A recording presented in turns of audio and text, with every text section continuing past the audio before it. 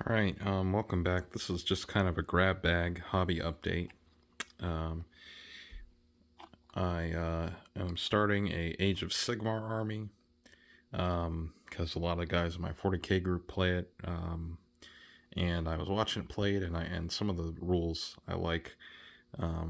It's a little more damage heavy than 40k, but the range of models, it was really hard for me to find something that I liked, but I ended up going with the Kharadron. Gotta check if I'm saying that correctly. Yeah, Kharadron Overlords. So they're like steampunk dwarves, basically. Um, and so this is the first model. This guy's a Sky Warden, and I got a unit of 3. So he's like a jump infantry guy, or flying, I guess. Um, and I did him in this purple color that's for the Skyport City, which is kind of like their craft world thing. And Sigmar of Baraknur, which is like the one on the box art, but it's purple, and purple's not a color I get to use that often on my models in general. So I thought, why not? I was going to go with a blue and gold, but it looked too much like Ultramarines. Um, too much for me. And yeah, using this Vallejo Royal Purple, which came from a Vallejo, I think it's medieval, like paint set that has like the metallics, but it also has some of those brighter, like textile type colors that you would expect in a medieval army. So yeah, got him finished today. He's not that bright compared to some of the other Sigmar stuff, but because I didn't do any dry brushing or highlights, but I kind of like having. I might do that, but that's kind of challenging for me, honestly, to do the dry brushing and highlights. But might just leave it like this with more of a weathered look, like he's been in battle a little bit. And getting this glued on to the backpack is really, really hard. I will say that. That little clear plastic stem, and they're all armed with these pikes. Yeah, not a lot of poses or customization on these models. But anyway, that's a different video. And then working on this guy, got the purple base, some of the basic purple coats down, some of the metal, and then I've got some Flames of War stuff. So when I moved my painting hobby set up into the game room for the better lighting, which hopefully you can see, took out my Flames of War stuff to take stock, and I've got a bunch that needs to be painted. I just showed these guys for sort of comparison purposes. So that's some of my late war Brits. And then I've got a ton of other bases that need to be painted, infantry teams. But I've noticed with these Flames of War figures in 15mm, if you get sort of into a groove, you can paint them up pretty quickly. And then I've got more Brits. These are mid-war because that was the only thing at the game store that I had.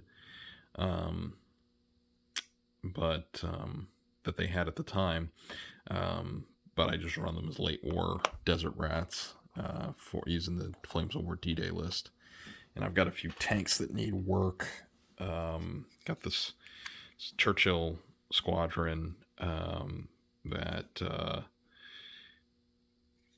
just sprayed it green to get it on the table, but definitely needs a little more work. And I also have one of these Cromwells, and I was playing one day and I lost the turret. I'm Not sure what happened to it. I must have lost it at the shop I was playing at, or I don't know. So yeah, this squad's down to like 3 Cromwells and a Firefly, which is still okay. It's just kind of a bummer I lost that one. And then, more Sigmar stuff. So I got a bargain. This is actually a unit for the Warhammer Underworlds game that, like the specialist game from GW, and they were phasing out this warband for the Kharadron Overlords in that game. And I picked it up. It was discounted at the game store. It was $15, which is scandalous, I know, scandalously low for Games Workshop, and that there was actually a bargain on something. Anyway, that's a different video. And this is Thundrix. One second, let me check what the name. Yep, sorry about that. Still learning all these new names. So this is Bjorgen Thundrix. So he's a special character, and you can play this as its own unit in Age of Sigmar, not just as like loose figures. So they are Thundrix profiteers. So it's this guy and then his 4 sort of companions. So it's pretty cool. It's like 100-point unit for Sigmar, and then I've got the Sky Wardens, and then if I get one of the start collecting boxes for the start collecting box for the Kharadron Overlords, that'll give me 740 points or something. And then these are all the extra bits off to the side for that came with the Sky Warden kit, because you can make them as Sky Wardens or this other Kharadron unit called Endrin Riggers. Kind of hard to say.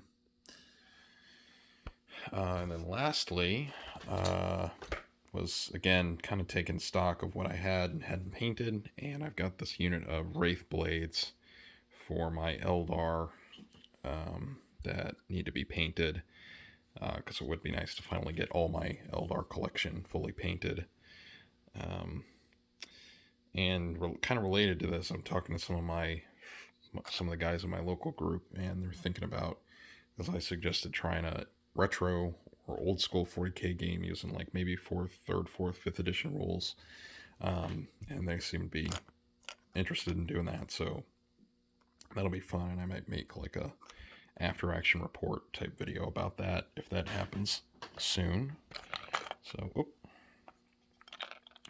moving things around off camera.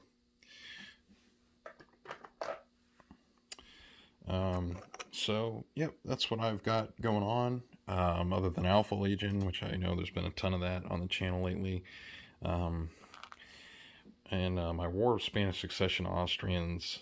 It's just a motivation thing. It's hard for me to get motivation to paint historical stuff, especially, stuff that isn't Flames of War, when it's just not really played in my area, unfortunately. I wish there was more historical stuff, but not the case. So, hope you enjoyed it. Talk to you next time.